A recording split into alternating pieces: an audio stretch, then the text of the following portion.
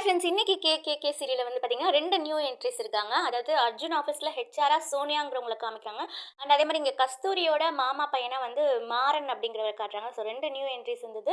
இங்க அர்ஜுன் ஆஃபீஸ்ல பார்த்தீங்கன்னா, அடிபட்டது இவர் வந்து மதுவோட ஷால்ல இருந்தே துணிய கிழிச்சு தலையில கட்டு போட்டுக்கிறாரு. சண்டை போட்டுட்டு இருக்கிறதா சோனியா வந்து பார்த்துட்டு, "என்னோட கேபினுக்கு வாங்க" அப்படிங்கிறாங்க. அதாவது சோனியா தான் வந்து ஹெச்ஆர் போல. ஸோ அங்க வந்து பார்த்தீங்கன்னா, அங்கேயும் 2 பேரும் சண்டை போட்டுட்டு இருக்காங்க. அப்புறம் முடிவா சோனியா சொல்றாங்க, "அர்ஜுன் கேபின்ல என்ன வேணா பண்ணலாம். அத மது நீ கேட்காத. ஆனா நீ மதுவ ரொம்பவே ஓவரா இரிட்டேட் பண்ணிட்டு இருந்தீன்னா, உன்ன பெங்களூர் பிரான்ச்க்கு ட்ரான்ஸ்ஃபர் பண்ணிருவேன்" அப்படிங்கிறாங்க.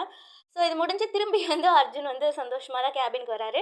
சோனியா சொல்லிட்டாங்க என்ன வேணா பண்ணிக்கலான்ட்டு. அதனால நான் வந்து ஃபோட்டோவ இங்க தான் வச்சுக்குவேன் அப்படிங்கிறாரு.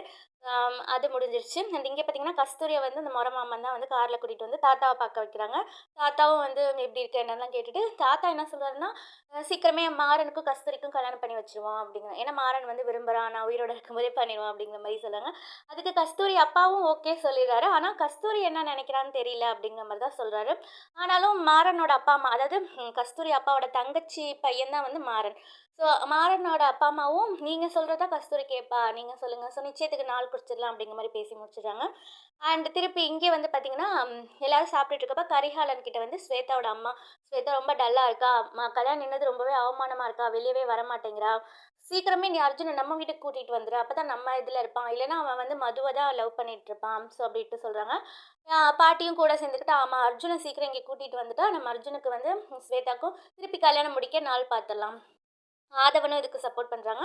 ஸோ கரிகாலன் வந்து நாளைக்கு ஆதவனும், அம்மாவும் போயிட்டு அவன போய் அர்ஜுன போய் கூட்டிட்டு வந்துருங்க வீட்டுக்கு அப்படிங்கிறாரு.